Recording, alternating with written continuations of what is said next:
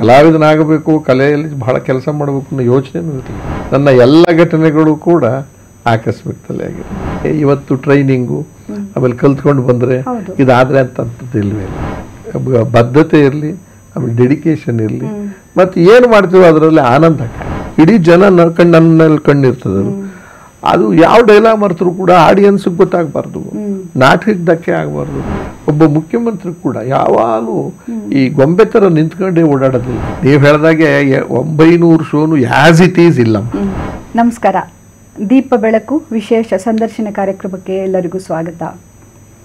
ಕಲೆ ಇದು ಮನುಷ್ಯನಲ್ಲಿರುವ ಭಿನ್ನ ಆಯಾಮಗಳನ್ನು, ಭಿನ್ನ ಸ್ವರೂಪಗಳನ್ನು ಜಗತ್ತಿಗೆ ಪರಿಚಯ ಮಾಡಿಕೊಡುವಂತಹ ಒಂದು ಪ್ರಕಾರ.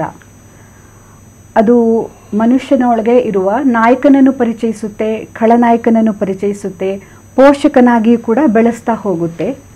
ಬೇಕಾಗಿರೋದು ಅಲ್ಲಿ ಅಪ್ಪಟ ಕಲಾವಿದನ ಒಂದು ಕುತೂಹಲ. ಅಂತಹ ಒಬ್ಬ ಅಪ್ಪಟ ಕಲಾವಿದನನ್ನು ನಾನಿವತ್ತು ಮಾತಾಡಿಸ್ತಾ ಇದ್ದೀನಿ. ಪಕ್ಷ ಇರಬಹುದು, ಸಿದ್ಧಾಂತ ಇರಬಹುದು, ಯಾವುದೇ ಒಂದು ಭೇದಕ್ಕೆ ಒಳಪಡದೆ ಅವರನ್ನು ನಾವೆಲ್ಲರೂ ಮುಖ್ಯಮಂತ್ರಿ ಅಂತ ಅಕ್ಕರಿಂದ ಕರಿತಾ ಇದ್ದೀವಿ. ನಿಮ್ಗೆ ಈಗಲೇ ಅರ್ಥ ಆಗಿರಬೇಕು. ಹೌದು, ಚಂದ್ರು ಸರ್ ಅವರನ್ನು ಮಾತಾಡ್ಸೋಣ. ನಮಸ್ಕಾರ ಸರ್. ನಮಸ್ಕಾರ. ಕೃಷ್ಣ ದ್ವೈಪಾಯನ ಕೌಲ್ ಇದು ಕೌಶಲ್. ಹೌದು, ಮುಖ್ಯಮಂತ್ರಿ ಚಂದ್ರು ಅವರು ಒಂದು ಅಗಾಧ ಎತ್ತರವನ್ನ ಕಂಡ್ರು. ಅಲ್ಲಿ ಯಾವ ಒಂದು ವಿವರಗಳು ಬೇಕಿಲ್ಲ, ಪರಿಚಯ ಮಾಡಬೇಕಾದ ಅಗತ್ಯವೇ ಇಲ್ಲ ಅನ್ನೋಷ್ಟು ಅಗಾಧವಾದ ಬೆಳವಣಿಗೆಯನ್ನು ನೋಡಿದ್ರಿ. ಶಾಶ್ವತ ಮುಖ್ಯಮಂತ್ರಿ ಪಟ್ಟವನ್ನು ತಗೊಂಡಿದ್ದೀರಿ. ನನಗೆ ಎಲ್ಲೋ ಓದಿದ ನೆನಪು ಸರ್, ನೀವು ರೈತನ ಮಗ ಅಂತ ಹೇಳಿದ್ರಿ. ಒಬ್ಬ ರೈತನ ಮಗನ ಕಣ್ಣಿನಲ್ಲಿ ಕಲೆಯ ಕನಸು ಹೇಗೆ ಹುಟ್ಟಿತು ಸರ್? ಇದು ಒಂದು ಆಶ್ಚರ್ಯನೇ. ಬಹುತೇಕ ಎಲ್ಲರಿಗೂ ಆಗುತ್ತೆ ಅಂತ ನಾನು ಭಾವಿಸಿಲ್ಲ. ಇದು ಸಾರಾಸಗಟಾಗಿ ಎಲ್ಲರಿಗೂ ಆಗ್ತಕ್ಕಂಥದ್ದು ಸರ್ವೇ ಸಾಮಾನ್ಯವಾಗಿ ಏನೋತಕ್ಕಂಥದ್ದಿಲ್ಲ. ಅಂದರೆ ಕಲಿತೀವಿ, ಅವ್ರ ಕುಟುಂಬದಲ್ಲಿದ್ದರು, ಅವರ ಜನ್ರೇಷನ್ನಿಂದ ಬಂದಿದೆ, ಮತ್ತು ಅವ್ರ ಸರೌಂಡಿಂಗ್ಸಿಂದ ಬಂದಿದೆ ಅಂತಾರೆ. ಅನಿರೀಕ್ಷಿತ ಮತ್ತು ಆಕರ್ಷಿತವಾಗಿ ನನಗೆ ಕಲೆ ಬಂದ ಮೇಲೆ ನನ್ನ ಹತ್ರ ಕಲೆ ಇತ್ತು ಅಂತ ನಮಗೆ ಅನಿಸಿರೋದು ಅಷ್ಟೇ. ಬರೋದಕ್ಕೋಸ್ಕರವಾಗಿ ಇರಲಿಲ್ಲ, ಮತ್ತು ನನ್ನ ಪ್ರಯತ್ನವೂ ಇರಲಿಲ್ಲ. ಕಲಾವಿದನಾಗಬೇಕು, ಕಲೆಯಲ್ಲಿ ಬಹಳ ಕೆಲಸ ಮಾಡಬೇಕು ಅನ್ನೋ ಯೋಚನೆಯೂ ಇರಲಿಲ್ಲ. ನಾವು ಒಂದು ಮಧ್ಯಮ ವರ್ಗದ ರೈತ ಕುಟುಂಬದಲ್ಲಿ ಸೇರಿದಂಥವ್ರಿಗೆ ಒಂದು ಬದುಕಿಗೆ ಏನಾದರೂ ಒಂದು ನೆಲೆ ನಿಲ್ಲೋದಕ್ಕೆ ಏನಾದರೂ ಒಂದು ಜಾಗ ಸಿಗಬೇಕು ಅನ್ನೋದಕ್ಕೆ ಹುಡುಕಾಡ್ತಾ ಇದ್ದ ಬದುಕ್ತಿದ್ದವರು. ಆಮೇಲೆ ವಿದ್ಯಾಭ್ಯಾಸವು ಅಷ್ಟೊಂದು ತಲೆಗದ್ದೇ ಇರ್ತಕ್ಕಂಥ ವಯಸ್ಸಾಗ, ಅಂದರೆ ಅವರೇಜ್ ಸ್ಟೂಡೆಂಟ್ಸ್ಗಿಂತ ಕಡಿಮೆ, ಅಥವಾ ನಮಗೆ ಜ್ಞಾನಾರ್ಜನೆ ಕಷ್ಟ ಆಗ್ತಿತ್ತು. ನಮ್ಮ ಕುಟುಂಬದಲ್ಲಿ ಇರಲಿಲ್ಲ, ಅಪ್ಪ ಅಮ್ಮ ಇಬ್ಬರು ಹೆಚ್ಚು ಓದಿರಲಿಲ್ಲ, ಮತ್ತು ನಮ್ಮ ಕುಟುಂಬದಲ್ಲೂ ಹಂಗಿರಲಿಲ್ಲ. ಹಂಗಾಗಿ ಅದಕ್ಕೆ ನಿಮಗೆ ಹೇಳ್ತಾ ಇರೋದು, ನೀವು ಇದನ್ನು ಯಾಕೆ ನಮಗೆ ಬೇರೆಯವರಿಗೆಲ್ಲ ಹೇಳಿದಾಗ ಆಶ್ಚರ್ಯ ಆಗುತ್ತೆ, ಇದು ಹೆಂಗೆ ಸಾಧ್ಯ ಆಗುತ್ತೆ. ನನ್ನ ಎಲ್ಲ ಘಟನೆಗಳು ಕೂಡ ಆಕಸ್ಮಿಕದಲ್ಲೇ ಆಗಿರೋದು. ನಾನು ಆಗಬೇಕಾಗಿದ್ದು ಒಂದು ಕೆಲಸ ಸಿಕ್ಕಿದ್ರೆ ಸಾಕು, ಅಪ್ಪ ಅಮ್ಮ ಮತ್ತು ನನ್ನ ಅಕ್ಕ ತಂಗಿದ್ರನ್ನ ಸಾಕಿದ್ರೆ ಸಾಕು ಅನ್ನುವ ನಂಬಿಕೆನಲ್ಲಿದ್ದಂಥದ್ದು. ಆದರೆ ವಿದ್ಯಾಭ್ಯಾಸ ಜೋರಾಗಿ ನನಗೆ ಕರೆಕ್ಟ್ಗೂ ಕೆಲಸ ಕೊಡುವಂಥ ಮಾರ್ಕ್ಸ್ ತಗೊಳ್ಳುವಂಥ ಸ್ಥಿತಿಲಿರಲಿಲ್ಲ. ಫೇಲು ಪಾಸಾಗಿ ಅರ್ಥವಾಗದಿರತಕ್ಕಂಥ ಡಿಗ್ರಿ ಆರ್ಡಿನರಿ, ನಾನು ಅದು 3ನೇ ದರ್ಜೆ ಪಾಸ್ ಅಂತೀವಲ್ಲ ಆ ಥರದ್ದು. ಹಾಗೆ ಯಾರ್ದೋ ಇನ್ಫ್ಲೂಯೆನ್ಸ್ ಮೇಲೆ ಬೆಂಗಳೂರು ಯೂನಿವರ್ಸಿಟಿನಲ್ಲಿ ಗುಮಾಸ್ತನಾಗಿ ಕೆಲಸಕ್ಕೆ ಸೇರ್ಕೊಂಡೆ, ಸಿಕ್ತು. ಅದು ಹಿಂಗೆ ಯಾವುದೋ ಸಣ್ಣ ಹೋರಾಟ ಮಾಡ್ತಿರ್ಬೇಕಾದ್ರೆ ಅದನ್ನು ಮಾಡಬೇಡ, ನಿನಗೆ ಕೆಲಸ ಕೊಡಿಸ್ತೀನಿ ಸುಮ್ಮನೆ ಯಾಕೆ ಅಂತ ಯಾರೋ ಒಬ್ಬರು, ಅವತ್ತಿನ ಕಾಲದಲ್ಲಿ ಸುಲಭ ಆಯ್ತು ಅದೆಲ್ಲ ಕೊಡಿಸಿದ್ರು. ಎಚ್ ನರಸಿಂಹಯ್ಯನವರು, ಡಾಕ್ಟರ್ ಎಚ್ ನರಸಿಂಹಯ್ಯ, ಅಲ್ಲಿ ಕನ್ನಡದ ಹೋರಾಟ ಅದು ಇದು ಅಂತ ಮಾಡ್ತಿದ್ದೆ.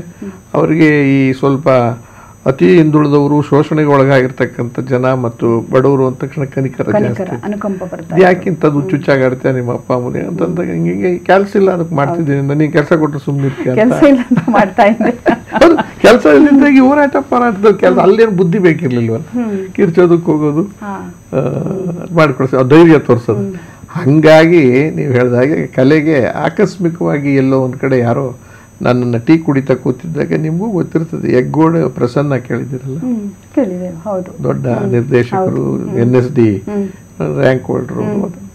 ಅವರು ನಾಟಕಗಳು ಮಾಡಿಸ್ತಾ ಇದ್ದ ಸಂದರ್ಭದಲ್ಲಿ ಕಲಾಕ್ಷೇತ್ರದಲ್ಲಿ ಅವ್ರು ಮಾಡಿ, ನಾನು ಸೆಂಟ್ರಲ್ ಕಾಲೇಜ್ನಲ್ಲಿ ಗುಮಾಸ್ತನಾಗಿ ಕೆಲಸ ಮಾಡ್ತಿದ್ದಾಗ ಆಕಸ್ಮಿಕವಾಗಿ ಹಿಂಗೆ ಟೇಬಲ್ ಅಕ್ರಾಸ್ ದಿ ಟೇಬಲ್ ಕ್ಯಾಂಟೀನ್ನಲ್ಲಿ ಟೀ ಕುಡಿಯುವಾಗ ನಾನು ನೋಡ್ಬಿಟ್ಟು, ಇವಾಗ ಇದ್ದಂಗೆ ಇರಲಿಲ್ಲ, ಅವಾಗ ಬಿಳಿ ಕರಿ ಕೂದಲಿತ್ತು, ವಯಸ್ಸು ಚಿಕ್ಕದು, 28 ವರ್ಷದ ನಾಟಕ. ಆಗ ಏನ್ರಿ ನಿಮ್ಮ ಹೆಸರೇನ್ರಿ ಇಂಥದ್ದು, ಏನು ಮಾಡ್ತೀರಿ ಕೆಲಸ ಇಂಥದ್ದು, ತಾವೇನು ಸರ್ ಅಂತಂದೆ, ನಾನು ಕೆಮಿಸ್ಟ್ರಿ ಇಲ್ಲೇ ಓದಿದ್ದು MSc ಅಂತೆಲ್ಲ ಮಾತಾಡ್ಕೊಂಡು ನಾನು ನಾಟಕ ಮಾಡಿಸ್ತಾ ಇದ್ದೀನಿ, ಬರ್ತೀರಾ ಮಾಡೋಕ್ಕೆ ಅಂತ. ಸರ್ ಗೊತ್ತಿಲ್ಲ ಸರ್, ನಾಟಕ ನಾವು ಮಾಡೋ ಅಭ್ಯಾಸನೇ ಇಲ್ಲ, ಅದು ನೋಡೋದು ಅಪರೂಪಕ್ಕೆ ನೋಡ್ತಾ, ಅದು ಸಂಪೂರ್ಣ ರಾಮಾಯಣದಂತ ರಾತ್ರಿ ಹೊತ್ತು ನಾಟಕ ಆಡ್ತಿದ್ವಲ್ಲ ಊರಲ್ಲಿ, ಇಡೀ ರಾತ್ರಿ ಎಲ್ಲ ನಾಟಕ, ಹಬ್ಬ ಹುಣ್ಣಿಮೆಗಳಲ್ಲಿ ದಾನಶೂರ ಕರ್ಣ, ಸಂಪೂರ್ಣ ರಾಮಾಯಣ, ವಾಲಿ ಸುಗ್ರೀವ, ಈ ಥರದ್ದು ಸಾಮಾಜಿಕದ್ದು ನೋಡೇ ಇರಲಿಲ್ಲ. ನೋಡೋದು ಅಭ್ಯಾಸ ಇತ್ತು ಸರ್, ನನಗೆ ಮಾಡೋ ಅಭ್ಯಾಸ ಇಲ್ಲ, ಭಯ ಕೂಡ ಇದೆ. ಅಂಡ್ ಬೆಂಗಳೂರೇ ನಮಗೆ ಭಯ ಇದೆ, ಕೀಳಿರಿಮೆ ಇದೆ ನಮಗೆ, ಭಾಷೆ ಬೇರೆ ನಮಗೆ ತೊಂದರೆ, ಒಳ್ಳೆ ಇಂಗ್ಲೀಷ್ ಬರೋಲ್ಲ.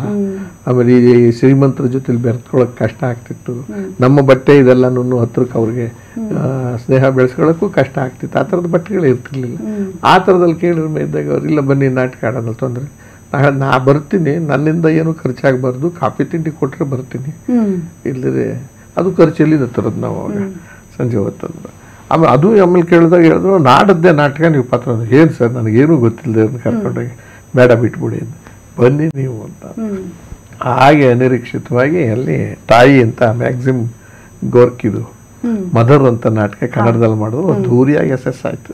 Professor B. ಚಂದ್ರಶೇಖರ್ ಕೇಳಿದ್ದೀರಲ್ಲ, ಇಂಗ್ಲೀಷ್ ಮಿಸ್ಟ್ರು. ಆಮೇಲೆ ಜಯಶ್ರೀ ಅವ್ರು ಮೇಯ್ನ್ ರೋಲ್ ಮಾಡಿದ್ದಂಥ ನಾಟಕ, ಹೋರಾಟದ ನಾಟಕ, ಇದ್ರದ್ದು ಕಮ್ಯುನಿಸಮ್ ಇದು ಮಾಡ್ತಕ್ಕಂಥ. ಅದರೊಳಗಡೆ ನಂದೊಂದು ಎಲ್ಲರಿಗೂ ಹೊಡೆಯುವಂಥದ್ದು ಪೊಲೀಸ್ ಅಟ್ರಾಸಿಟಿ ಒಳ್ಳೆ ಕೊಟ್ಟಿದ್ರು ಅವಾಗ. ಅದು ಅದೃಷ್ಟ 2 ಸೀನು ಮಾಡಿದೆ, ಕ್ಲಿಕ್ ಆಯಿತು. ಹಾಗೆ ನಾಟಕಕ್ಕೆ ಎಂಟ್ರಿ ಕೊಟ್ಟು ಮುಖ್ಯಮಂತ್ರಿ ನಾಟಕಕ್ಕೆ ಇನ್ನೂ ಅನಿರೀಕ್ಷಿತ ಅಂದರೆ ಎಲ್ಲ ಕಡೆ ಹೇಳಿದ್ದೀನಿ, ಇಲ್ಲೂ ಹೇಳ್ತೀನಿ. T.S. ಲೋಹಿತಾಶ್ವ ಅಂತ ಇಂಗ್ಲಿಷ್ ಪ್ರೊಫೆಸರ್. ಅದಕ್ಕೆ ಆಮೇಲೆ ಬರ್ತೀನಿ ನಾನು. ಈ ತಾಯಿ ಆದ್ಮೇಲೆ ಯಾವ ನಾಟಕಕ್ಕೆ? ತಾಯಿ ಆಗ್ತಿದ್ದಂಗೆ ಹುತ್ತವ ಬಡಿದರೆ ಅವ್ರದೇ ನಾಟಕದಲ್ಲಿ ಪಾತ್ರ ಮಾಡಕ್ಕೆ ಶುರು. ಹಾಗೆ ಕಲಾಕ್ಷೇತ್ರದಲ್ಲಿ ಸಣ್ಣ ಸಣ್ಣ ನಾಟಕ ಊರಿಂದ ಬಂದಿದ್ದೆ, ಇಲ್ಲಿ ವಾರದನ್ನ ಊಟ ಮಾಡ್ಕೊಂಡು ಓಡಾಡ್ಕೊಂಡಿದ್ದೆ ಮಾಡ್ಕೊಂಡು. ಅವಾಗ ಫ್ರೀ ಇದ್ದಲ್ಲ, ನನಗೆ ಫ್ರೀಡಮ್ ಇತ್ತು, ಯಾರು ಎಲ್ಲಿ ಕರೆದ್ರು ಹೋಗ್ಬೋದು, ದುಡ್ಡಿಲ್ಲದೆ ಇದ್ರೆ, ಖರ್ಚಿಲ್ಲದೆ ಇದ್ರೆ, ಊಟ ಸಿಕ್ಕೋದಾದ್ರೆ. ಆಗ ನಾಟಕಗಳಿಗೆ ಪ್ರಸನ್ನರವರ ಸಮುದಾಯದ ನಾಟಕದಿಂದ ಕಲಾಗಂಗೋತ್ರಿ ರಾಜಾರಾಮ್ ಪರಿಚಯ ಆಗಿ ಅಲ್ಲಿ ಸ್ವಲ್ಪ ಹೆಚ್ಚಿನ ಆಸಕ್ತಿಯನ್ನು ವಹಿಸಿ ಬೇರೆ ಬೇರೆ ನಾಟಕಗಳನ್ನು ಮಾಡೋದಕ್ಕೆ ಶುರು. ಅಂದರೆ ನಾಟಕದಿಂದ ಶುರು ಮಾಡಿದ್ರಿ, ಸಿನಿಮಾಗೆ ಬಂದ್ರಿ. ಈ ನಾಟಕದ ಹಿನ್ನೆಲೆ ಅನ್ನೋದು ನಿಮ್ಮನ್ನ ಹೇಗೆ ರೂಪುಗೊಳಿಸಿತು ಸರ್? ನಾಟಕ ಮಾಡುವಾಗ ನನಗೇನು ಅನ್ನಿಸ್ಲಿಲ್ಲ. ಅವ್ರಿಗೇನು ಅನ್ಸುತ್ತೆ, ಡೈಲಾಗ್ ಗಟ್ ಮಾಡ್ಕೊಂಡು ಅವ್ರು ಹೇಳ್ಕೊಟ್ಟಂಗೆ ಮಾಡ್ತಕ್ಕಂಥದ್ದನ್ನ ಅಭ್ಯಾಸ ಮಾಡ್ಕೊಂಡು ಅವ್ರೇನೋ ಒಂದು ಹೇಳ್ಕೊಂಡು. ಆದ್ರೆ ನಟನೆ ಅಂತ ಹೇಳೋದು ಅದು ಬೇರೆಯವರಿಗೂ ಅದು ಚೆನ್ನಾಗಿ ಕಾಣಬೇಕಲ್ವಾ, ಅದನ್ನ ಹೆಂಗೆ ರೂಪಿಸ್ಕೊಳ್ತಾ ಹೋದ್ರಿ? ಅವಾಗ ನಾನು ಏನ್ ಮಾಡಿದೆ ಅಂದ್ರೆ, ನಾನು ಮಾಡ್ತಿದ್ದೆಲ್ಲ ಈ ಸೋಷಿಯಲ್ ನಾಟಕಗಳು, ಸಾಮಾಜಿಕ ಅಂದ್ರೆ ದಿನನಿತ್ಯದ ಜನಗಳ ನಾಟಕಗಳಾದ್ರಿಂದ ಭಿನ್ನವಾಗಿ ಮಾಡಕ್ಕೆ ಏನಾದ್ರು ಮಾಡ್ಬೋದಲ್ಲ, ಹೆಂಗೂ ಸಿಕ್ಕಿದೆ ಅವಕಾಶ, ಅಟ್ಟಿಸ್ಕೊಂಡು ಬಂದಿದ್ದೀನಿ ನನಗೆ.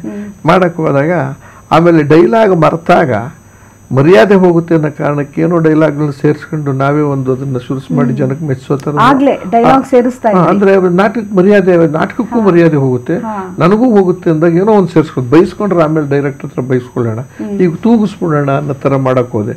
ಸೊ ಅಂದಾಗ ಎಲ್ಲೋ ಒಂದ್ ಕಡೆ ಇದು ಧೈರ್ಯ ಮಾಡಿದ್ರೆ ನಾವು ಮನಸ್ಸು ಮಾಡ್ಬೋದು, ಸ್ವಲ್ಪ ಚಿಂತನೆ ಬೇಕು ಅಂತ ಸಮಾಜದಲ್ಲಿ ನೋಡಿ ಪಾತ್ರಗಳನ್ನ ನೋಡ್ತಾ ಇರುವ. ರೈತ ಅಂದ್ರೆ ಹೆಂಗಿರ್ತಾನೆ, ಆಮೇಲೆ ಭಿಕ್ಷುಕ ಅಂದ್ರೆ ಹೆಂಗಿರ್ತಾನೆ, ಅಥವಾ ವಿದ್ಯಾವಂತ ಹೆಂಗ್ ಬಿಹೇವ್ ಮಾಡ್ತಾನೆ, ಅವನ ಚೆಹರೆಗಳೇನು, ಅವನ ನಡವಳಿಕೆ ಏನು, ಅವನ ಮಾತಿನ ಸ್ಟೈಲ್ ಏನು, ಆಂಗಿಕ, ಅದನ್ನ ಗಮನಿಸ್ಕೊಂಡು ಅದನ್ನ ಅಳವಡಿಸ್ಕೊಳಕ್ ಗೊತ್ತಿಲ್ಲದೆ ಅಳವಡಿಸ್ಕೊತಾ ಇದ್ದೆ. ಈಗ ಜೈಲರಲ್ಲಿ ಯಾರೋ ಒಬ್ಬ ಪೊಲೀಸ್ ಆಫೀಸರು ಭಯಂಕರವಾದ ಕೆಟ್ಟ ವ್ಯಕ್ತಿ, ಯಾರು ಗಡ್ಕೊಂಡು ಬಡ್ಕೊಂಡು ಹೋಗ್ತಿರ್ತಾನೆ, ಅವನಿಗೆ ಅದು ಮನುಷ್ಯನ ಗುಣನೇ ಇರೋದಿಲ್ಲ. ಆ ರಾಕ್ಷಸ ಪ್ರವೃತ್ತಿ ಹೆಂಗೆ ಅನ್ನೋದನ್ನ ಎಲ್ಲೋ ಒಂದ್ ಕಡೆ ಈ ಪೊಲೀಸ್ನವರು ಅದು ಇದು ಹೊಡೆದಾಡೋದು ಹೊಡೆದಾಗ ಹಿಂಗ್ ಮಾಡ್ಬೋದು ಅಂತ ಅನ್ಕೊಂಡು ಆ ಥರ ಹಾಗೆ ಗಮನಿಸ್ಕೊಂಡು ಆಮೇಲೆ ಧೈರ್ಯ ಮೇಯ್ನು, ಬಂಡತನ, ಆ ಪಾತ್ರಕ್ಕೆ ಜೀವ ಕೊಡುವಾಗ ಹೊಸದ್ ನಂದೇನು ಮಾಡ್ಬೋದು ಅಂತ ಯೋಚನೆ ಮಾಡ್ದೆ. ಹೀಗೆ ಅಂತ ಈಗ ಎಕ್ಸ್ಪ್ಲೈನ್ ಮಾಡಕ್ ಹೋಗಲ್ಲ, ನಾನು ಹಂಗ್ ಮಾಡಿದೆ ಹಿಂಗ್ ಮಾಡಿದೆ ಅಂತ ಅನ್ನೋದ್ರಲ್ಲಿ ಅರ್ಥ ಇಲ್ಲ. ಹಾಗಾದ್ರೆ ಈಗ ಯಂಗ್ಸ್ಟರ್ಸ್ ಸಿನಿಮಾಗೆ ಆಸೆಯಿಂದ ಬರ್ತಾರೆ, ನಿಮ್ಗನ್ಸುತ್ತಾ ಅವರಿಗೆ ನಾಟಕದ ಹಿನ್ನೆಲೆ ಇದ್ರೆ ಹೆಲ್ಪ್ ಆಗುತ್ತೆ ಅಂತ ಅನ್ಸುತ್ತಾ? ಒಂದು ಆ ವಿಚಾರಕ್ಕೆ ಇವತ್ತಿನ ಕಾಲಘಟ್ಟದಲ್ಲಿ ಹೇಳೋದಾದ್ರೆ, ಆ ಕಾಲಘಟ್ಟ ಅದಕ್ಕೂ ಹಿಂದೆ ಕೇವಲ ಅನುಭವದ ಮೇಲೇನೆ ಇವರೆಲ್ಲರೂ ಪಾತ್ರ ಮಾಡಕ್ಕೆ ಸಾಧ್ಯ. ರಾಜ್ಕುಮಾರ್ ಆದಿಯಾಗಿ ಬಾಲಣ್ಣ, ನರಸಿಂಹರಾಜನು ಸಿನಿಮಾದವನು ಉದಾಹರಣೆ, ಹಾಗೆ ಗುಬ್ಬಿ ವೀರಣ್ಣವ್ರು ಇರ್ಬೋದು, ಮಾಸ್ಟರ್ ಹಿರಣ್ಣಯ್ಯನ್ ಇರ್ಬೋದು. ನಾಟಕದ ಕುಟುಂಬ ನಾಟಕದಲ್ಲೇ ಬೆಳೆದು ಹೋದಾಗ ಅದ್ಭುತವಾಗಿ ಮಾಡ್ತಿದ್ರು ಅವರೆಲ್ಲ. ಆದರೆ ಅದಕ್ಕೆ ಇವತ್ತು ಟ್ರೈನಿಂಗು ಆಮೇಲೆ ಕಲ್ತ್ಕೊಂಡು ಬಂದ್ರೆ ಇದಾದ್ರೆ ಅಂತದ್ದು ಇಲ್ವೇ ಇಲ್ಲ. ಈಗ ನಿಮ್ ಸಂಗೀತದಲ್ಲೂ ಕಲ್ತ್ರೆ ಬಹಳ ಅದ್ಭುತ, ಕಲ್ತವರೆಲ್ಲನೂ ಹೆಸರು ಮಾಡ್ತಾರೆ ಅಂತನೂ ಗ್ಯಾರಂಟಿ ಇರೋದಿಲ್ಲ. ಹಾಗೆ ನನ್ನ ದೃಷ್ಟಿಯಲ್ಲಿ ನಿನ್ನ ಶ್ರಮ ಜಾಸ್ತಿ ಇದೆ, ಕಲಿಯೋದು ಒಂದು ಕಡೆ ಬೇಕಾಗಿದೆ. ಇವತ್ತು ಅನುಕೂಲಗಳಿರೋದ್ರಿಂದ ಕಲೀರಿ. ಒಂದು ಶ್ರದ್ಧೆ ಇರಲಿ, ಬದ್ಧತೆ ಇರಲಿ, ಆಮೇಲೆ ಡೆಡಿಕೇಶನ್ ಇರಲಿ, ಮತ್ತು ಏನು ಮಾಡ್ತೀವೋ ಅದರಲ್ಲಿ ಆನಂದ ಕಾಣಿ. ಆನಂದ ನೀವು ಕಾಣದೇ ಇದ್ರೆ ನೀವು ಇನ್ನೊಬ್ರಿಗೆ ಆನಂದ ಕೊಡಕ್ಕೆ ನಾನು ಖುಷಿ ಪಡ್ಬೇಕು ಈ ಕೆಲಸದಲ್ಲಿ.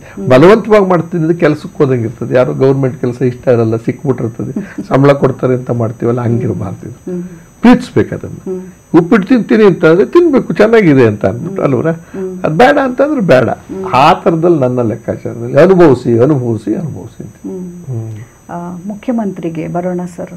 ಒಂದು ಏನು ಹೇಳೋದು, ಒಂದು ಕ್ರಾಂತಿ ಮಾಡಿತು ನಾಟಕ ಅಂತ ಹೇಳಬೇಕು. ನೀವು ಬೆಳೆದ್ರಿ, ಆ ಕಂಪನಿ ಬೆಳೀತು. ಮುಖ್ಯಮಂತ್ರಿ ನಾಟಕದಿಂದ ತುಂಬ ತುಂಬ ಜನರಿಗೆ ಜೀವದಾನ ಆಯಿತು ಅಂತ ಹೇಳಬೇಕು. ಮೊದಲ ಶೋದಿಂದ ಈಗ 800+ ಶೋಸ್ ಆಗ್ತಾ ಇದೆ. ಚಂದ್ರು ಅವರು ಮುಖ್ಯಮಂತ್ರಿಯಾಗಿ ಫಸ್ಟ್ ಶೋದಿಂದ ಇಲ್ಲಿ ತನಕ ನಡ್ಕೊಂಡ್ ಬಂದಿದ್ದೀರಿ. ಈ ಎಲ್ಲ ಬೆಳವಣಿಗೆಯನ್ನ ಹೇಗೆ ನೋಡ್ತೀರಿ ಸರ್? ಅದೃಷ್ಟ ಅಂತ ಹೇಳ್ತೀನಿ. ಒಂದು ಯೋಗ, ಯೋಗ್ಯತೆ, ಅದೃಷ್ಟಗಳು ಅಂತೀವಿ. ಅವರು ಮಾಡಬೇಕಾದ ಪಾತ್ರ ಅಂತಾನು ಕೇಳಿದ್ದೆ. ಅಲ್ಲಲ್ಲ, ಲೋಹಿತಾಶ್ ಅದು ನ್ಯಾಷನಲ್ ಸ್ಕೂಲ್ ಆಫ್ ಡ್ರಾಮಾ ಇಂದ ತಂದಂತ ನಾಟಕ. ನ್ಯಾಷನಲ್ ಸ್ಕೂಲ್ ಆಫ್ ಡ್ರಾಮಾದಲ್ಲಿ ತುಂಬಾ ಡಿಸಿಪ್ಲಿನ್ಡ್ ಆಗಿ ಮಾಡಿದ್ದು. ರಣಜಿತ್ ಕಪೂರ್ ಅಂತ ಯಾರೋ ಹಿಂದಿನಲ್ಲಿ ಬರೆದಿದ್ದಂತ ನಾಟಕ. ಆ ನಾಟಕ 3 ಗಂಟೆಗಳ ಕಾಲ ನಾಟಕ. ಒಂದು ಚೂರು ಹಾಸ್ಯ ಇಲ್ಲದೆ ಇರುತ್ತೆ, ಗಂಭೀರ ನಾಟಕ. ಒಬ್ಬ ಮುಖ್ಯಮಂತ್ರಿ ತನ್ನ ಸ್ಥಾನವನ್ನು ನಾಟಕ ಇಷ್ಟೇ ಇರೋದು 18 ಗಂಟೆಗಳ ನಾಟಕ. ಅಂದ್ರೆ ಬೆಳಗ್ಗೆ 6 ಗಂಟೆಗೆ ನಾಟಕ ಪ್ರಾರಂಭ ಆಗುತ್ತೆ, ನಾಟಕದ ತಿರುಳು. ರಾತ್ರಿ 11 ಗಂಟೆ ಹೊತ್ತಿಗೆ ನಾಟಕನೇ ಮುಗಿದೋಗುತ್ತೆ. ಮುಗಿಯೋದು ಅಂದ್ರೆ ಏನಂದ್ರೆ 6 ಗಂಟೆಯಿಂದ ಹಿಂದಿನ ದಿವಸ ಮುಖ್ಯಮಂತ್ರಿ ಪದವಿಯನ್ನು ಕಿತ್ತಾಕಿರ್ತಾರೆ ಆ ವ್ಯಕ್ತಿಯನ್ನು. ಅವ್ರಿಗೆ ಒಂದು ಹೇಳಿದ್ರೆ ಇನ್ನು 48 ಅವರ್ಸಲ್ಲಿ ಹೊಸ ನಾಯಕರನ್ನ ಆಯ್ಕೆ ಮಾಡ್ಕೊಳ್ಳಿ, ನಿಮ್ಮ ಪೀರಿಯಡ್ ಮುಗೀತು. ಸೊ ಆ ಮುಖ್ಯಮಂತ್ರಿ ಮಾಜಿ ಮುಖ್ಯಮಂತ್ರಿ ಅಲ್ಲ, ಇನ್ಚಾರ್ಜ್ ಮುಖ್ಯಮಂತ್ರಿ. ಅಂದ್ರೆ ಇದಿರ್ತಾರಲ್ಲ, ಕೇರ್ ಟೇಕರ್ ಗೌರ್ಮೆಂಟ್, ಅವ್ರಿಗೆ ಅದನ್ನು ಕೊಟ್ಟಿರ್ತಾರೆ. ಸೊ ಅವ್ನು ಮುಖ್ಯಮಂತ್ರಿ ಹೋಯ್ತು. ಆ ಮನುಷ್ಯ 18 ಗಂಟೆ 48 18 ಗಂಟೆಗಳಲ್ಲಿ ತಿರ್ಗಾ ಮ್ಯಾನಿಪುಲೇಷನ್ ಮಾಡಿ ಡೆಲ್ಲಿ ಹೈಕಮಾಂಡು ಇಲ್ಲಿ ಎಲ್ಲರೂ ಅವಿರೋಧವಾಗಿ ಇವನೇ ಆಯ್ಕೆ ಆಗೋ ಥರದಲ್ಲಿ ಮಾಡೋಂಥದ್ದು. ಅಂದ್ರೆ ಇದು ಇಂಡಿಯಾ ದೇಶದಲ್ಲಿ ಸಾಧ್ಯತೆಗಳಿರ್ತಕ್ಕಂಥದ್ದು ಕಂಡಿರೋದ್ರಿಂದ ಅದನ್ನು ಪ್ರಾಕ್ಟಿಕಲ್ ಆಗಿ ನೋಡಿದಂಥವ್ರೆ ನಾನು ಸ್ಕ್ರಿಪ್ಟ್ ಮಾಡಿದ್ರಿಂದಲೇ ಆ ನಾಟಕ ತರ್ಜುಮೆ ಮಾಡಿ ಇಲ್ಲಿ ಮಾಡಿದಾಗ ಲೋಹಿತಾಶ್ ಅವರು ಬರವಣಿಗೆ ತರ್ಜುಮೆ ಮಾಡಿದ್ರು. ರಾಜಕೀಯದ ನಾಲೆಡ್ಜ್ ಅವ್ರಿಗಿತ್ತು, ಕನ್ನಡ ಸಾಹಿತಿಗಳು ಕೂಡ ಆದ್ರು. ಮತ್ತು ನಮ್ಮೆಲ್ಲರಿಗಿಂತ ಹೆಚ್ಚಿನ ಅನುಭವ ಆಯ್ತಲ್ಲ. ಬರೆದ ಮೇಲೆ ಅವ್ರಿಗೆ ಆಸಕ್ತಿ ಇದ್ದಿದ್ದು ನಾನೇ. ಅವ್ರು ಇಂಗ್ಲಿಷ್ ಪ್ರೊಫೆಸರ್, ಪ್ರಿನ್ಸಿಪಾಲ್ ಆಗಿ ರಿಟೈರ್ಡ್ ಆದರು. ನಾನೇ ಮಾಡಬೇಕು ಅಂತ ಅವ್ರದ್ದು ಹಠ ಇತ್ತು. ಹಾಗೆ ನಮ್ಮ ತಂಡದಲ್ಲಿ ಅದನ್ನು ಓದಿದಾಗ ಬೋರಿಂಗ್ ನಾಟಕ ಅಂತ ನಾವು ಅಂದ್ಕೊಂಡು ಮಾಡಿಸ್ತೀವಿ ಅಂತ ಒಪ್ಕೊಂಡ್ಬಿಟ್ಟಿದ್ದರಿಂದ, ಮಾಡಪ್ಪ ನೀನೇ ಮಾಡು, ನಮಗೂ ಆಸಕ್ತಿ ಇಲ್ಲ, ಅದು ಕಲ್ತ್ಕೊಳ್ಳೋಕ್ಕಾಗಲ್ಲ, ನೀನು 75-80 ಪುಟ ಡೈಲಾಗ್ ಇರ್ತಕ್ಕಂಥದ್ದು ಮಾಡ್ತೀನಿ ಅಂತ. ಸರಿ ಮಾಡಿದ ಮೇಲೆ ನಾಟಕನ 8 ಶೋ ಅಟ್ ಎ ಟೈಮ್ ಹಾಕೊಂಡ್ಬಿಟ್ಟಿದ್ದೀವಿ ರವೀಂದ್ರ ಕಲಾಕ್ಷೇತ್ರ. ಹೆಸರಿತ್ತಲ್ಲ, ಇದಕ್ಕೇನಾದ್ರು ಜನ ಬರ್ಬೋದು ಅಂತ. ಅವತ್ತಿಗೆ ನಮಗೆ 5 ರೂಪಾಯಿ ಟಿಕೆಟು, 1980 ಹಾಕೊಂಡ್ಬಿಟ್ಟಿದ್ದೀವಿ. ಟಿಕೆಟ್ ಹೋಗ್ತಾ ಇದೆ, ಪ್ರಚಾರ ಮಾಡಿಬಿಟ್ಟಿದ್ವಿ. ನಮ್ಮ ಮೊದಲ ಖುಷಿ ಇತ್ತು. ನಾನು ರಾಜಾರಾಮ್ ಡೈರೆಕ್ಟ್ ಮಾಡ್ತಿದ್ದೆ. ಇನ್ನೊಂದು 6-7 ದಿವಸ ಹೊತ್ತಿಗೆ ನನಗೂ ಜ್ವರ ಬಂತು, ಲೋಹಿತಾಶ್ವರ್ಗೂ ಜ್ವರ ಬಂತು. ಲೋಹಿತಾಶ್ವರ್ ತುಮಕೂರಿಂದ ಬಂದು ಹೋಗೋರು, ಅಲ್ಲಿ ಮೇಷ್ಟ್ರಾಗಿದ್ರು ನಾಟಕ ಆಡೋಕ್ಕೆ. ನಾನು ಹೆಂಗೆ ವಾರದನ್ನದ ಆ ಥರದ ಮನೆಗಳಲ್ಲಿ ಅಕ್ಕಂಗಿದ್ರ ಮನೆ ಓಡಾಡ್ಕೊಂಡಿದ್ನಲ್ಲ, ಇವ್ರು ಎಲ್ಲಿ ರೂಮ್ ಮಾಡಿದ್ನೋ ನಾನು ಅವರು ಡೈರೆಕ್ಟರ್ ತಾನೆ, ಡೈಲಾಗ್ ಎಲ್ಲ ನೋಡ್ಕೊಳಕ್ಕೆ ಅನುಕೂಲ ಆಗುತ್ತೆ ಬಾರೋ ಅಂತ. ಸೊ ಇಬ್ರಿಗೂ ಜ್ವರ ಬಂತು. ಡಾಕ್ಟರ್ ಹತ್ರ ಹೋಗಿ ಚೆಕ್ ಮಾಡಿಸ್ಕೋಬೇಕು. ಇನ್ನು 3 ದಿನ ನಾಟಕ ಐತೆ ಬಂದ್ಬಿಡ್ತು. ಅದು 7 ದಿವಸ 8 ದಿವಸ ಆಡಬೇಕು. ನನಗೆ ನೋಡಿದ್ರೆ ವೈರಲ್ ಇನ್ಫೆಕ್ಷನ್ ಥರ ಮಾತ್ರೆ ಹೋಗುತ್ತೆ ಅಂತ ಆಯ್ತು. ಅವ್ರಿಗೆ ಟೈಫಾಯ್ಡು. ಅವ್ರಿಗೆ ಇನ್ನೊಂದು 2 ದಿವಸ ಆದಮೇಲೆ ಇನ್ನೂ ಉಲ್ಬಣ ಆಗುತ್ತೆ. ಏನೇ ಮೆಡಿಸಿನ್ ಕೊಟ್ಟರು, ಈ ನೀಡ್ಸ್ ರೆಸ್ಟ್, ಈ ಕಾಂಟ್ ಆ್ಯಕ್ಟ್, ಎದ್ದಳಕ್ಕೆ ಆಗಲ್ಲ, ನಡ್ಕ ಬಂದ್ಬಿಡುತ್ತೆ ಅಂತ. ಆಗ ಲೋಹಿತಾಶ್ವರ್ಗೆ ಹೇಳಿದ್ರು, ಒಂದು ಕೆಲಸ ಮಾಡೋಣ, ನಾಟಕ ನಿಲ್ಲಿಸ್ಬಿಡೋಣ, ಪೋಸ್ಟ್ಪೋನ್ ಮಾಡ್ಕೊಂಡು ಯಾವಾಗನ ಮಾಡ್ಕೊಳ್ಳೋಣ, ಹೋಗಿ ಒಂದು ಸ್ವಲ್ಪ ಖರ್ಚಾಗುತ್ತೆ ಹೋಗಲಿ ಅಂತ. ಆತಂಗೆ ಏನು ಅನ್ನಿಸ್ತು ಗೊತ್ತಿಲ್ಲ, ಬೇಡ ಹಂಗೆ ನಿಲ್ಸೋದು ಬೇಡಿ, ಈಗ ಯಾರಾದರೂ ತೂಗಿಸಿ ನಾಟಕನ, ಅದಾದ್ಮೇಲೆ ನಾನು ಮಾಡ್ತೀನಿ, ಇಷ್ಟೊಂದೆಲ್ಲ ಕಷ್ಟ ಬಿದ್ದು ಮಾಡಿಲ್ಲ ಅಂತ ಹಿಂಗೇನೋ ರಾಜಿ ಆಗಿ ಕೊನೆಗೆ ಯಾರ್ಯಾರನ್ನೋ ಕೇಳಿದ್ರು ಯಾರೂ ಮಾಡೋಕ್ಕೆ ಇಷ್ಟಪಡಿ ನನ್ನ ತಲೆಗೆ ಬಂತು. ನಂಗೆ ಗೊತ್ತಿಲ್ಲ, ನನಗೆ 29 ವರ್ಷ. ಮುಖ್ಯಮಂತ್ರಿ 60 ವರ್ಷದ ಪಾತ್ರ. ಆಮೇಲೆ ರಾಜಕೀಯದ ಸೋಂಕು ಇಲ್ಲ, ಗಂಧವೂ ಇಲ್ಲ, ಗಾಳಿನೂ ನಾನು ರಾಜಕಾರಣಿನೂ ಅಲ್ಲ, ಪಾರ್ಟಿಗಳಲ್ಲೂ ಇರಲಿಲ್ಲ. ನಾನು ಲೋಹಿತಾಶ್ವರ್ಗೆ ಅಧ್ಯಯನ ಮಾಡಿದ್ರಿಂದ ಅವನಿಗೆ ಚೆನ್ನಾಗಿ ಗೊತ್ತಿತ್ತು. ನನಗಿಂತ 10-11 ವರ್ಷ ದೊಡ್ಡವನವನು, ಇಸ್ ನೋ ಮೋರ್. ಆಮೇಲೆ ಇನ್ನು ಬಲವಂತ ಮಾಡಿದ್ಮೇಲೆ ನಾನು ಹೇಳಿದೆ, ನೋಡಪ್ಪ ನಾಟಕ ಮಾಡೋಕ್ಕೆ ಧೈರ್ಯ ಮಾಡ್ತೀನಿ, ನಾನು ಹೀಗೆ ಮಾಡ್ತೀನಿ, ಹೀಗೆ ಮಾಡಬೇಕು ಅಂತ ನೀವು ಯಾರು ರೂಲ್ಸ್ ಹಾಕ್ಬಾರ್ದು, ನಾಟಕ ತೂಗಿಸ್ತೀನಿ. 8 ದಿವಸ ಏನೇನು ಸಾಧ್ಯವೋ ನನ್ನ ಕೈಲಿ ಮಾಡ್ತೀನಿ. ನಾಟಕ ಚೆನ್ನಾಗಿ ಬಂದರೂ ಬೈಯಂಗಿಲ್ಲ, ಚೆನ್ನಾಗಿ ಬರೆದ್ರು ಬೈಯಂಗಿಲ್ಲ. ಮೊದಲೇ ಕಂಡೀಷನ್. ಯಾಕೆಂದ್ರೆ ನನಗೆ ಈಗ 2-3 ದಿವಸದಲ್ಲಿ ನಾನೇನು ಕಲ್ತ್ಕೊಡ್ಲಿ, ನೋಡಿದ್ದೀನಿ ರಿಹರ್ಸಲ್ ಮಾಡಿಸೋವಾಗ ನಮ್ಮ ತಲೆಗೆ ಹೋಗ್ಬೇಕಲ್ಲ ಅಷ್ಟು ಡೈಲಾಗ್. ಅವ್ರನ್ನು ನಾಟಕ ಆದ್ರೆ ಸಾಕು ಅಂತ ನಮ್ಮ ರಾಜಾರಾಮನು. ಹಂಗಾಗಿ ಆ ನಾಟಕ ನೋಡಿದ್ರೆ ಯೂಸ್ಫುಲ್ ಆಗ್ಬಿಟ್ಟಿದೆ. ಆ ನಾಟಕಕ್ಕೆ ಇನ್ನೊಂದು ಸಮಸ್ಯೆ ಆಯ್ತಮ್ಮ, ಬಿ ವಿ ಕಾರ್ ಅಂದ್ರು ದೊಡ್ಡ ಹೆಸರು ಅವಾಗ, ಪ್ರಸನ್ನ. ಅವ್ರ ಹೆಂಡತಿನೂ ಕೂಡ ನಾಟಕಕಾರರು, ನಟ ಇದು ಮಾಡ್ತಿದ್ರು, ಡೈರೆಕ್ಷನ್, ಪ್ರೇಮಾಕಾರ ಅಂತ. ಈ ನಾಟಕ ನನಗೆ ಗೊತ್ತಿಲ್ಲ, ನಾವು ಅಲ್ಲಿಂದ ಯಾರೋ ತಂದು ಕೊಟ್ಬಿಟ್ರು, ಯಾರ್ದು ಪರ್ಮಿಷನ್ ತಗೊಳ್ಳದೆ ಮಾಡಿಬಿಟ್ಟಿತ್ತು. ಅವರು ಪರ್ಮಿಷನ್ ತೊಗೊಂಡ್ಬಿಟ್ಟಿದ್ದಾರೆ ಅಫಿಷಿಯಲ್ ಆಗಿ, ಅಂದರೆ ನಾನು ಮಾಡಿಸ್ತೀನಿ ಕರ್ನಾಟಕದಲ್ಲಿ. ಅದು ಅವ್ರಿಗೆ ಗೊತ್ತಾಗಲಿ ನಾಟಕ ಆಗೋ ಟೈಮ್ನಲ್ಲಿ ಅವರು ಕೇಸ್ ಹಾಕ್ತೀನಿ ಅಂತ ಗಲಾಟೆ ಮಾಡೋಕ್ಕೆ ಶುರು ಮಾಡೋರು. ಸರಿ ರಾಜಾರಾಮನ್ ನಾವು ಇದು ಬೇರೆ ಟೈಫಾಯ್ಡ್ ಬಂದು ಹಿಂಗೆ ಮಲ್ಕೊಂಡಾಗ ಹೆಂಗೋ ಅವ್ರು ಕೇಸ್ ಹಾಕ್ತಾರಂತೆ, ಆಟೋಮೆಟಿಕ್ ನಿಂತೋಗುತ್ತೆ ಬಿಡು, ನಾವು ಮಾಡೋ ತಪ್ಪು ಖರ್ಚಾದ್ರೂ ಆಗುತ್ತೆ ಅಂತ. ನಮಗೆ ಆದರೂ ಆಗಲಿ ಹೋದ್ರೂ ಹೋಗಲಿ. ಅದನ್ನು ಆಮೇಲೆ ರಾಜಾರಾಮ ಒಂದ್ಸರಿ ಒಂದು ಕೆಲಸ ಮಾಡೋಣ, ಹೋಗಿ ಟ್ರೈ ಮಾಡೋಣ, ಖರ್ಚು ಮಾಡಿದ್ದಿಲ್ಲ, ಕಾರಂತರ ಹತ್ರ ಹೋಗಿ ಮಾತಾಡೋಣ, ಆ ಅಮ್ಮವ್ರ ಹತ್ರ ಬೇಡ ಅನ್ನೋ ಥರದಲ್ಲಿ ಇಬ್ಬರು ಹೋಗಿ ಜಯನಗರದಲ್ಲೆಲ್ಲ ಮನೆ ಇತ್ತು, ಇಬ್ಬರು ಒಂದು ಮೋಟ್ರ್ ಬೈಕಲ್ಲಿ ಕೂತ್ಕೊಂಡು ಸಿಕ್ಕಿದ್ರು. ಮಾತಾಡಿ ಸ್ವಲ್ಪ ಹೊತ್ತು ಜಂಪ್ ಮಾಡಿ ಹೇಳ್ತೀನಿ. ಆಮೇಲೆ ಸಬ್ಜೆಕ್ಟಿವ್ ಹಿಂಗೆ ಆಗೋಗಿದೆ, ಹಿಂಗಾಗಿದೆ, ನಿಮ್ಮ ಶ್ರೀಮತಿಯವರು ತೊಗೊಂಡಿದ್ದಾರಂತೆ, ನಮ್ಗೆ ಗೊತ್ತಿರಲಿಲ್ಲ, ಮಾಡಿಸ್ಬಿಟ್ಟಿದ್ದೀವಿ, ಅನೌನ್ಸ್ ಮಾಡಿದ್ದೀವಿ, ನೀವು ಮಾಡಬೇಡಿ ಅಂದರೆ ನೀವು ನಿಮ್ಮ ಶ್ರೀಮತಿಯವರು ಸೇರ್ಕೊಂಡು ಬೇಡ ಅಂದರೆ ನಾವೇನು ಹಠ ಇಲ್ಲ ನಮಗೆ, ನಿಮ್ಮ ಮುಂದೆ ನಮ್ದು ಏನಿಲ್ಲ, ಮಾಡಿದರೆ ಬೇಕಾದ್ರೆ ಮಾಡ್ತೀವಿ, ಜಗಳದ ಪ್ರಶ್ನೆ ಇಲ್ಲ, ಕೋರ್ಟು ಕಚೇರಿ ಯಾಕೆ ಅನ್ನೋ ಥರದಲ್ಲಿ. ಆಮೇಲೆ ಅವ್ರಿಗೆ ಮನೇಲಿ ಏನು ಮಾತಾಡ್ಕೊಂಡಿದ್ರು ಗೊತ್ತಿಲ್ಲ. ಅವ್ರದ್ದು ಒಂದು ಸ್ವಲ್ಪ ಇದನ್ನು ನಮಗೆ ಒಂದು ಪಾಠ ಮಾಡಿದ್ರು, ಥಿಯೇಟ್ರ್ ಎಥಿಕ್ಸ್ ಅಂತ ಒಂದಿರುತ್ತೆ, ಎಥಿಕ್ಸ್ನ ಕಾಪಾಡಬೇಕಂದ್ರೆ ಯಾರೋ ಒಬ್ಬರು ಮಾಡ್ತೀವಿ ಅಂತ ಪರ್ಮಿಷನ್ ತೊಗೊಂಡಾಗ ನೀವು ಮಾಡೋ ಹಕ್ಕಿರೋದು. ಆದರೆ ಹಾಗಂತ ನಾನು ದೂರಲ್ಲ, ಅಪರೂಪಕ್ಕೆ ನಾಟಕ ಮಾಡ್ತಿದ್ದೀರಾ, ನಿಮಗೆ ಗೊತ್ತಿಲ್ಲದೆ ಅರಿವಿನ ಕೊರತೆಯಿಂದ ಮಾಡಿರ್ತೀನಿ, ನಮ್ಮ ಪ್ರಯತ್ನ ಮಾಡ್ತೀನಿ ಹೇಳ್ತೀನಿ ಅಂತ. ಆಮೇಲೆ ಅಮ್ಮನ ಕರೆದು ಹೇಳಿ ಅವ್ರು ಕೂಗಾಡಿ ಕಿರ್ಚಾಡಿದ್ರು. ಅವರೇ ನಿಲ್ಸೋದು ಕಷ್ಟ ನಮ್ಮ ಪ್ರೇಮ, ಈಗಲೇ ನಿಲ್ಲಿಸ್ಬೋದು, ಪರ್ಪಸ್ ಏನು ಸರ್ವ್ ಆಗುತ್ತೆ. ಆಮೇಲೆ ನೀನು ಮಾಡಬಾರ್ದು ಅಂತ ಎಲ್ಲಿದೆ ಈಗ, ನೀನು ಇವ್ರು ಮಾಡ್ಕೊಂಡ್ಮೇಲೆ ನೀನು ಮಾಡ್ಕೋ, ಅವ್ರು ಮಾಡಿದ ಮೇಲೆ ಅದಕ್ಕೆ ಬೆಲೆ ಇರೋದಿಲ್ಲ ನನಗೆ, ಹಾಗೆ ನಿಲ್ಲಿಸ್ಲೇಬೇಕು, ನಿಲ್ಲಿಸ್ಕೊಂಡು ಹುಡುಗರು ಮಾಡಿದ್ದಾರೆ ಅನ್ನೋ ಕತೆ. ನನ್ನ ಲೆಕ್ಕದಲ್ಲಿ ಒಬ್ಬ ರಾಷ್ಟ್ರೀಯ ಮಟ್ಟದ ನಾಟಕ ನಿರ್ದೇಶಕನಾಗಿ ಹೇಳ್ತೀನಿ, ತಪ್ಪು ನಾವು ನಿಲ್ಲಿಸೋದು, ಕ್ಷಮಿಸ್ಬೇಕಷ್ಟೇ. ಆಮೇಲೆ ಮಾತ್ರ ಸಂತೋಷ ಪಡು ನೀನು, ಆಮೇಲೆ ನೀನು ಚೆನ್ನಾಗೇ ಮಾಡಿಸು. ಆಮೇಲೆ ಒಂದು ಕೆಲಸ ಬೇಕಾದ್ರೆ ಹೇಳೋಣ, ಅವ್ರಿಗೆ ಇಷ್ಟು ಶೋ ಆದಮೇಲೆ ನಿಲ್ಲಿಸ್ಬಿಡಿ ಅಂತ ಹೇಳೋಣ, ನೀವು ಮಾಡಿ ಈ ಥರದ್ದೇನೋ ಆರ್ಗ್ಯುಮೆಂಟ್ ಆಗಿ ಕೊನೆಗೆ ಒಪ್ಪಿಸಿ ನಾನು ನಾಟಕ ಬರ್ತೀವಿ ಅಂತ ಕರ್ಕೊಂಡು ಬಂದು ನಾಟಕ ನೋಡಿದ್ರು.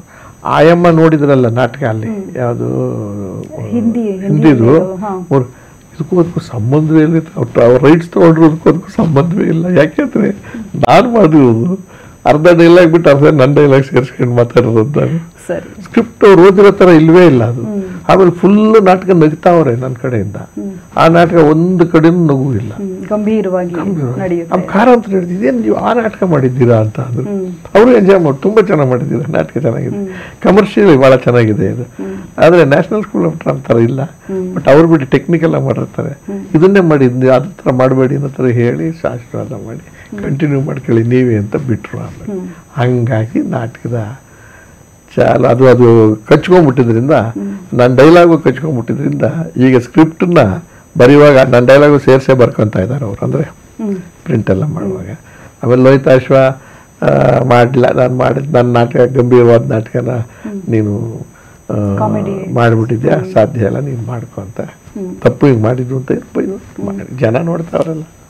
ಇವಾಗ 890 ಅಂತ ಹೇಳಿದ್ರಿ, ಆ ಫಸ್ಟ್ ಶೋದಿಂದ ಎಷ್ಟು ಸರ್ತಿ ನೀವು ಡೈಲಾಗ್ಸ್ ಚೇಂಜ್ ಮಾಡಿದ್ದೀರಿ, ಅಥವಾ ಪ್ರತಿ ಹಂತದಲ್ಲಿ ನಿಮಗೆ ಹೊಸ ಡೈಲಾಗ್ಸ್ ಯೋಚನೆ ಬರುತ್ತೆ? ಪ್ರಾರಂಭದಲ್ಲಿ ಮರೆತು ಸೇರಿಸುವಂತ ಸಂದರ್ಭ ಬಂತು, ಡೈಲಾಗ್ ಮರ್ತೋಗ್ಬಿಡೋದು. ಅಂದ್ರೆ ಪ್ರಾರಂಭದಿಂದ ಕೊನೆ ತನಕ ನಾನು ಇರ್ಲೇಬೇಕು ಸ್ಟೇಜ್ ಮೇಲೆ. ನೀವು ನೋಡಿದ್ದೀರಲ್ವ ನಾಟಕ, ಅದ್ರಲ್ಲಿ ನೋಡಿದ್ರೆ ಇಲ್ಲ ಒಂದು 10 ನಿಮಿಷ ನನಗೆ ರೆಸ್ಟ್ ರೂಮ್ಗೆ ಹೋಗಿ ಬರ್ಬೋದು ಬಿಟ್ರೆ ಬರೀ ಮಾತು. ಆಮೇಲೆ ಇಡೀ ಜನ ನನ್ನಲ್ಲಿ ಕಣ್ಣಿರ್ತದೆ, ಅದು ಯಾವ ಡೈಲಾಗ್ ಮರ್ತರು ಕೂಡ ಆಡಿಯನ್ಸ್ಗೆ ಗೊತ್ತಾಗಬಾರ್ದು, ನಾಟಕಕ್ಕೆ ಧಕ್ಕೆ ಆಗಬಾರ್ದು. ನಾನು ಅದನ್ನ ಬೇರೆ ಥರನೇ ಅಷ್ಟೊತ್ತಿಗೆ ಏನಾಯ್ತು, 3 ವರ್ಷದೊತ್ತಿಗೆ ನನಗೆ MLA ಆಗ್ಬಿಟ್ಟೆ. 80ರಲ್ಲಿ ನಾಟಕ ಆಡಿದೆ, 85ರಲ್ಲಿ ನಾಟಕ MLA, 83ರಲ್ಲಿ ರಾಜಕೀಯಕ್ಕೆ ಸೇರಿಬಿಟ್ಟೆ. ಸೊ ಆ ಗುಣಗಳು ಗೊತ್ತಾಯ್ತು ನನಗೆ ಹೆಂಗೆ. ಸೊ ಅವನು ಸೇರಿಸ್ಕೊಂಡು ಆಮೇಲೆ ಇನ್ನೂ ಒಂದು ಏನು ಮಾಡಿದೆ ಅಂದರೆ, ಡೈಲಾಗ್ ಮರ್ತಾಗ ಬಾಡಿ ಲ್ಯಾಂಗ್ವೇಜ್ನ ಒಬ್ಬ ಮುಖ್ಯಮಂತ್ರಿ ಕೂಡ ಯಾವಾಗಲೂ ಈ ಗೊಂಬೆ ಥರ ನಿಂತ್ಕೊಂಡೇ ಓಡಾಡೋದಿಲ್ಲ, ಅವನಿಗೂ ಕೆರ್ಕೋಬೇಕು ಅನ್ಸುತ್ತೆ. ಮನೇಲಿದ್ದಾಗ ಮುಖ್ಯಮಂತ್ರಿಯ ಮನೇಲಿದ್ದ ಕೆಮ್ಮಲ್ವಾ, ಕ್ಯಾಕರ್ಸ್ ಅಲ್ವಾ, ಕಾಲಿಂಗ್ ಕರ್ಕೊಳ್ಳೋದಿಲ್ವ ಅದನ್ನ ಯಾಕೆ ನಾನು ಅಭ್ಯಾಸ ಮಾಡಬಾರದು? ಜ್ಞಾಪಿಸ್ಕೊಳ್ಳೋಕ್ಕೋಸ್ಕರ ಹಂಗೆ ಒದ್ಕೊಳ್ಳೋದು, ಶಾಲ್ ಒದ್ಕೊಳ್ಳೋದು, ಆಮೇಲೆ ಬಿಚ್ಚಿ ನಿಂತ್ಕೊಂಡು ನೀರು ಕುಡಿಯೋದು, ಅವೆಲ್ಲ ಸೇರ್ಸ್ಕೊಂಡು ಮಾಡ್ಕೊಂಡು ಕೊನೆಗೆ ನನ್ನ ಕಂಟ್ರೋಲಿಗೆ ಸಿಕ್ಕೋಯ್ತು.